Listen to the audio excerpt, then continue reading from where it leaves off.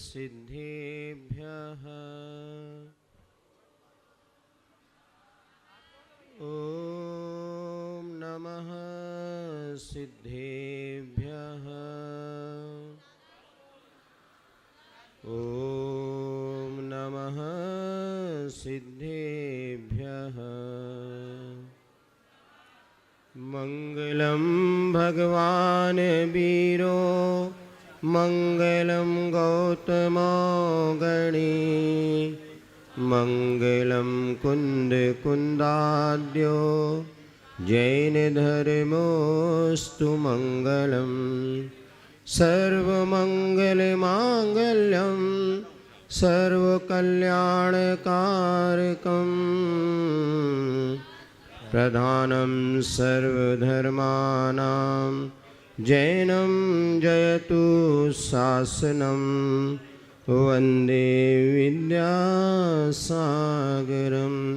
जय बोली अहिंसा परमो धर्म की, शासन नायक भगवान महावीर स्वामी की, आचार्य भगवान श्री कुंद कुंद महाराज की, आचार्य गुरुवर श्री विद्यासागर जी महाराज के, मुनिवर श्री प्रमाण सागर जी महाराज की, पूज्य मुनि श्री 108 निर्वेद सागर जी महाराज की।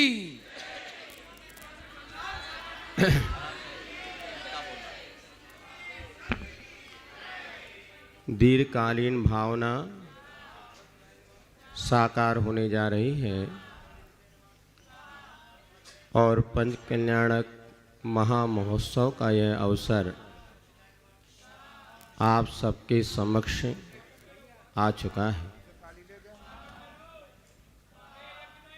जिन्होंने अपने जीवन में प्राणी मात्र के उद्धार की भावना भाई, ऐसे तीर्थंकर प्रकृति को जिन्होंने बांधा था, ऐसे पुण्यशाली जीव जिस भाव में तीर्थंकर बनते हैं, पांच कल्याणक के माध्यम से उनका उत्सव मनाया जाता है। तीर्थंकर कितने होते हैं? इस काल के अपेक्षा 24, और भगवान कितने हो गए? अनंत। अर्थात पुण्यशाली पुरुष वो 24 ही थे जिनके 5 कल्याणक मनाए गए, और उनके कल्याणक मनाने के लिए स्वर्ग से देवतागण यहाँ पर आते हैं।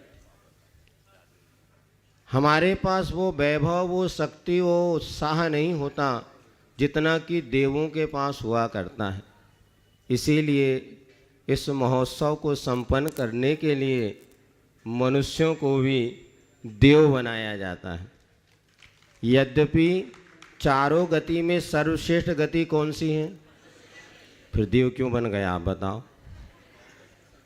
मनुष्य सर्वश्रेष्ठ है क्योंकि मनुष्य कर्मों का क्षय करके भगवान बन सकता है, किंतु देवता के पास वो शक्ति, देवलोक भी नर काया को सुरपति तर से सो दुर्लभ प्राणी।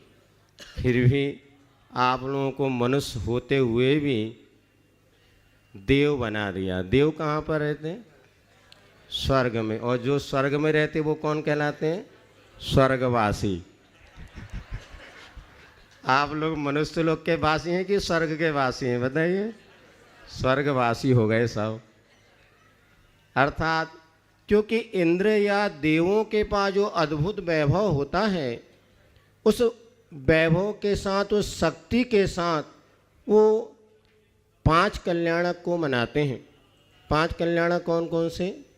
गर्व, जन्म, तप, ज्ञान और मोक्ष कल्याण। साक्षात जिन्होंने मनाया था इंद्र आदि ने, अब हम यहाँ पर जिन बिंब प्रतिष्ठा के निमित्त ये पंच कल्याणक महोत्सव मनाते हैं। पहला कल्याणक कौन सा है? गर्व। कितने दिन का होता है? कल हुआ था ना। कल कौन सा कल्याणक था? आज। तो गर्व कल्याण के लिए कितने दिन? जन्म कल्याण के लिए, दीक्षा कल्याण के लिए, और ज्ञान कल्याण के लिए और मोक्ष कल्याण के लिए। एक काय को आधा ही आधा रहता, 12 बजे के बाद सब फ्री। अर्थात देखो 5 कल्याणक में गल्व कल्याणक जो है वो बड़ा महत्वपूर्ण है। 2 दिन इस कल्याणक के लिए दिए जाते हैं। कारण ये है कि जैसा कल पूरे दिन आपने देखा, सायंकालीन भी आपने सुना कि यदि हमारे जीवन में गृहस्थ आश्रम में आप लोग हैं और गर्भ धारण करना ये अपने आप में वो महत्वपूर्ण क्रिया है जिसके द्वारा आगे संस्कृति और संस्कारों का प्रवाह आगे बढ़ता है। युग के आदि में आदिनाथ भगवान हुए और उन्होंने भी विवाह किया था ना, किससे? नंदा और सुनंदा।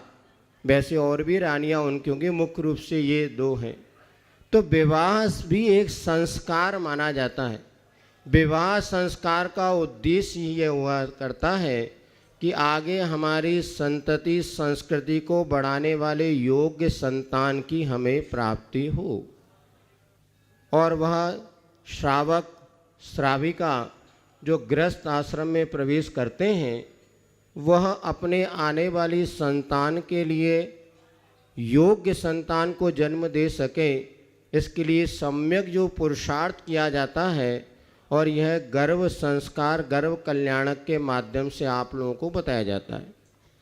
आगे आने वाले दिनों में और जो कल्याणक हम मनाने जा रहे हैं ये तीर्थंकरों के तो कल्याणक हो गए, भगवान का तो भला हो गया।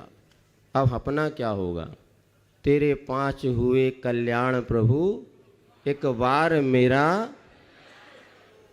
भगवान ने तो पहले सोचा था सबका कल्याण हो जाए, किंतु आज तक हमारा कल्याण नहीं हुआ। जिन्होंने तीर्थंकर प्रगति का बंद किया, किन भावना से किया? सबका कल्याण हो जाए, किंतु उसके बाद उनका तो हो गया, हमारा अभी तक नहीं हुआ। क्योंकि किसी के भावना भाने से या किसी के करने से हमारा कल्याण कभी भी नहीं होता जब तक हम स्वयं अपने कल्याण की भावना नहीं भाएंगे। ये हिंदुस्तान है, यहाँ पर ज़्यादा तो यही सोचते हैं भगत सिंह पैदा तो हो किंतु पड़ोसी के घर में। अब बताओ महाराज माता जी अच्छे लगते कि नहीं लगते हैं आपको? फिर आपका बेटा यदि कहे मम्मी मैं महाराज बन जाऊं तो फिर क्या होता है? यानी पड़ोसी का लड़का महाराज बने तो बहुत अच्छा, अपने लड़के को तो कलेक्टर बनाना है अपने लड़के को तो नहीं। यदि हम चाहते हैं कि हमारा कल्याण हो तो हमें स्वयं पुरुषार्थ करना पड़ेगा। कोई भी तीर्थंकर गुरु भगवान हमारा कल्याण अगर कर सकते होते तो आज तक हमारा कल्याण कब का हो चुका होता। लेकिन ये समझना ये निमित्त हैं। आईना जितना साफ सुथरा होता है, हम आईने को देख करके अपने चेहरे में लगे हुए दाग को दूर स्वयं कर सकते हैं। आईना कभी भी हमारे दाग को साफ। जब आप यहाँ पर आए सबसे पहले आपने क्या देखा? आईना देखा। भैया मंदिर जा रहे हैं, विधान में जाना है, थोड़ा देख तो लो। क्या देखा आपने? चेहरे आईना में अपना चेहरा। क्यों देखा? कहीं कोई सेटिंग एटिंग बिगड़ी तो नहीं है, कहीं गाल में कोई दाग तो नहीं लगा। जब आपको पता चला रही यहाँ कालक लगी है, हेयर स्टाइल थोड़े डिस्टर्ब है, तो सुधारेगा कौन? आईना कि आप? बस देवसास गुरु का निमित्त सानिध्य हमारे लिए, वो हमें दर्पण में आपके दोष दिखा सकते हैं, किंतु सुधरने का पुरुषार्थ हमें स्वयं करना पड़ेगा। हम क्या कर रहे हैं ये उतना महत्वपूर्ण है कि हम क्यों कर रहे हैं ये ज़्यादा महत्वपूर्ण है। बताओ, कार्य करना ज़्यादा महत्वपूर्ण है कि क्यों करना ये महत्वपूर्ण है? पंच कल्याणक आप बना रहे हैं और अभी आपने पूजन के माध्यम से अर्घ चढ़ाते हुए भिन्न भिन्न प्रकार की भावनाएं भाई। जन्म जरा मृत्यु विनाशनाय जलम निरुपामति स्वा। इसी प्रकार से फल आदि चढ़ाते समय जो हमने भावनाएं भाई, ये मात्र कोरा उसमें चढ़ाते समय बोलने का मंत्र मात्र है, इसके साथ हमारा कोई भावना भी जुड़नी चाहिए। ये समझना, ये जितनी क्रियाएं हम कर रहे हैं, ये क्रिया करने से ज़्यादा महत्वपूर्ण है क्यों कर रहे हैं। एक घटना श्रावकाचार में आती है, छोटी सी घटना। एक सूकर था और एक सिंह था, और एक गुफा में मुनिराज ध्यान करने बैठे हुए थे। उसी समय वहाँ पर एक सिंह आया, एक सूकर पहले आया, वो वहाँ पर बैठ गया। ये तो गुफा में शेर आता जाता है, कहीं ऐसा ना हो कोई शेर आकर के मुनि को कष्ट पहुँचा दे, इनका भक्षण कर ले। मैं इस द्वार पर, गुफा के द्वार पर बैठता हूँ। उसी समय शेर वहाँ पर आया, और शेर भी भूखा था। उसने कहा, अरे आज तो मेरी गुफा में ही सब कुछ व्यवस्था है, चलो मैं भीतर जाता हूँ। और जैसे गुफा में भीतर प्रवेश करने का उसने मन बनाया, इधर सूकर खड़ा हो गया। नो एडमिशन विदाउट परमिशन, बिना मेरी आज्ञा के तुम भीतर नहीं जा सकते। शेर कहने लगा, नहीं गुफा मेरी है, रास्ता छोड़। बोले, नहीं, जब तक मैं हूँ तब तक मैं तुम्हें भीतर नहीं जाने दूंगा। और हुआ ये, दोनों में संघर्ष प्रारंभ हो गया, युद्ध प्रारंभ हो गया। ऐसे घमासान उनमें संघर्ष छिड़ गया, दोनों लड़े, और लड़ते लड़ते कुछ ही देर में दोनों मर गए। पढ़ा होगा आपने, कहीं सुना तो होगा, क्योंकि डॉक्टर नया है, मरीज पुराना है। जितने हमने प्रवचन नहीं किए होंगे, उससे ज़्यादा कहीं आप लोगों ने प्रवचन सुन लिए होंगे। अब वहाँ पर यही है, दोनों लड़े, दोनों मरे। जब परिणाम निकला तो सूकर मर के गया स्वर्ग, और सिंह मर के गया नरक। क्या हो गया? कार्य तो एक जैसा हुआ। एक का उद्देश्य मुझे मुनि महाराज की रक्षा करना, और एक का उद्देश्य मुझे भक्षण करना। उद्देश्य जहाँ उद्देश्यो तहाँ निर्देशो, ऐसे सठखंडागम में सूत्र की टीका करते हुए बार बार वीर सेन स्वामी कहते हैं, जहाँ उद्देश्यो तहाँ नहीं। जैसा आपका उद्देश्य होता है उसके अनुसार कार्य होता है। आप लोग यहाँ पर बैठे हैं तो भगवान के पंच कल्याणक मनाने बैठे हैं कि अपना कल्याण करने के लिए बैठे हैं? दोनों बात है। भगवान का ये पंच कल्याणक के माध्यम से वह पाषाण को प्रतिमा भगवान का रूप दिया जाएगा, तो हमारे भीतर भी हमें एक ही उद्देश्य होकर के पूरी क्रिया करना है। हे भगवान, मुझे भी आपके जैसे बनना है। क्या बनना है? भगवान बनना है कि बागवान बनना है? बोलो, भगवान बनना है। जब आप अर्घ चढ़ाते हैं भाई साहब, कोई भी क्रिया करते हैं, तो एक ही उद्देश्य प्रति समय हमारे मन में होना चाहिए। जैसे आपने भगवत अवस्था प्राप्त कर ली, ऐसे हे प्रभु मैं भी भगवान बनूं, इसीलिए मैं आपके चरणों में अर्घ चढ़ा रहा हूँ।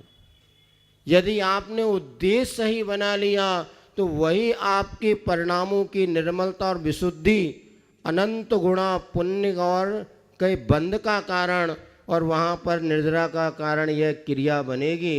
अन्यथा मात क्रिया क्रिया ही रह जाएगी।